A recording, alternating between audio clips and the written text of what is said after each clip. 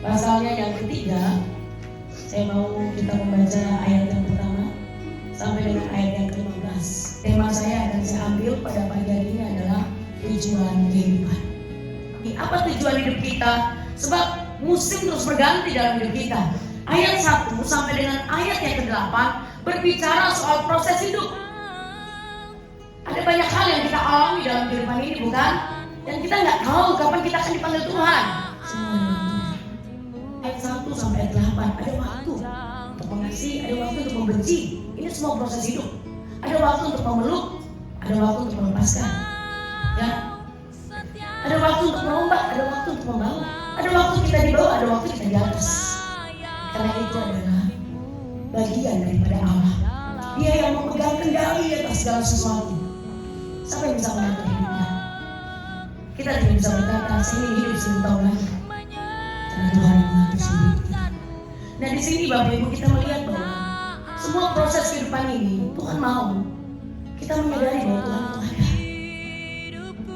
Sebenarnya apa yang menjadi tujuan kehidupan kita ini?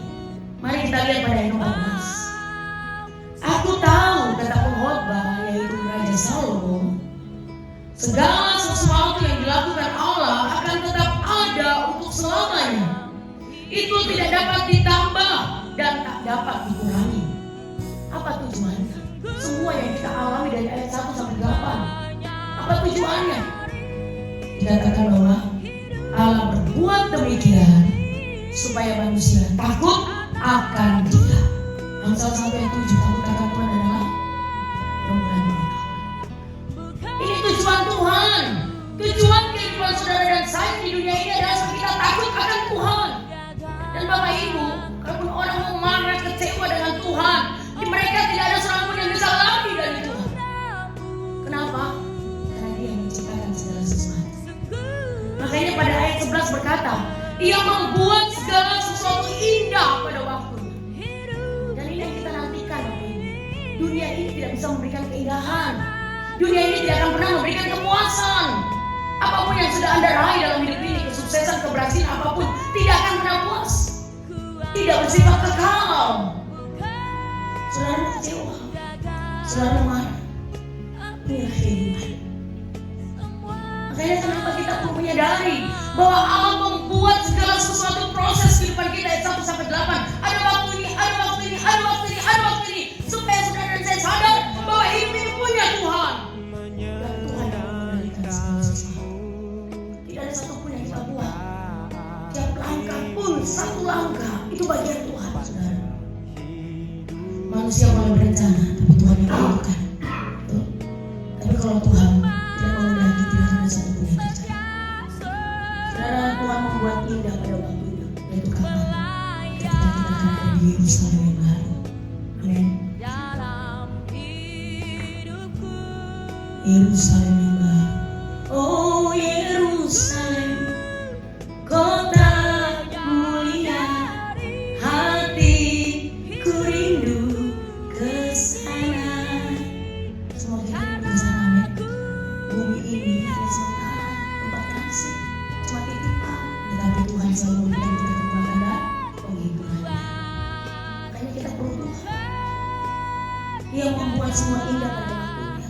Selama kita hidup di dunia ini, akan ada yang namanya menangis, akan ada yang namanya kita tertawa, akan ada yang kehilangan, ada yang masuk, akan ada yang keluar itu.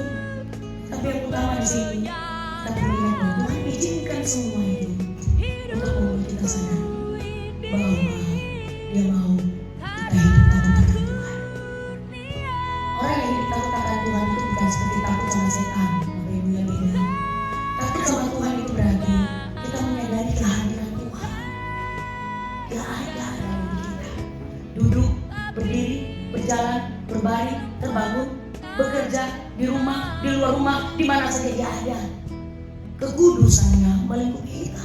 Kita kasih karunia Allah. Kita sadar Dia ada. Memuliakan kita. Kalau kita sadar Dia ada, Bapak Ibu, itu yang membuat kita Sesuatu yang menghormati. tidak mungkin menjadi mungkin. Dan itu membuat kita menjaga hidup kita untuk tetap kudus, Karena tidak bikin dosa, tidak ada bos, tetap kerja yang benar, tidak makan gaji buta-buta.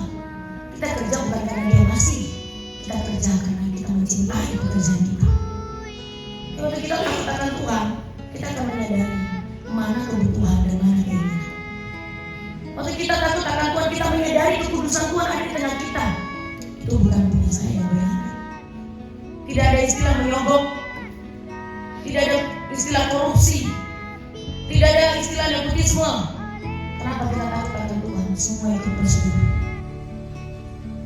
Tapi kalau nggak takut Tuhan, ingat saudara, takut Tuhan itu bukan masalah Anda ke gereja.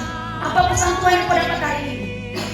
Maka saudara berkati akan diberikan dalam hidup saudara. Kalau kita takut Tuhan, kita akan kerja dengan benar. Kalau kita takut Tuhan, pasti kita membaca kita. Kalau kita takut akan Tuhan, kita akan menyadari kekudusan Tuhan, menyadari kehadiran Tuhan. Kita bisa mengatakan Tuhan, menyembah Dia, mencintai Tuhan, karena hati kita mengasihi Dia. Yang berkuasa sampai sedepan kita, saudara. Satu merah kita jatuh di atas kepala kita. Itu semua atas pengetahuan dari Tuhan. Bukan sembarangan. Semua ada maksud Tuhan dalam hidup kita. Tapi di sini waktu kita takut akan Tuhan, kita akan mengerti rencana Tuhan dalam hidup kita. Amin. Dan dikatakan ayat 11, Ia memberikan kekekalan dalam hati mereka. Kekekalan di hati kita nanti apa? Yang bisa memuaskan kita hanya Tuhan. Yang bisa memenuhi semua kerinduan kita hanya Tuhan. Yang bisa menolong kita dalam segala sesuatu itu hanya Tuhan. Yang bisa melakukan banyak hal, memberikan kebahagiaan kepada kita itu hanya Tuhan. Tidak ada yang lain. Karena uang, semua harta kekayaan tidak akan pernah membahagiakan engkau. Semua terbatas. Semua terbatas, tapi Tuhan tidak. Jadi mari, tujuan hidup kita adalah takut akan Tuhan.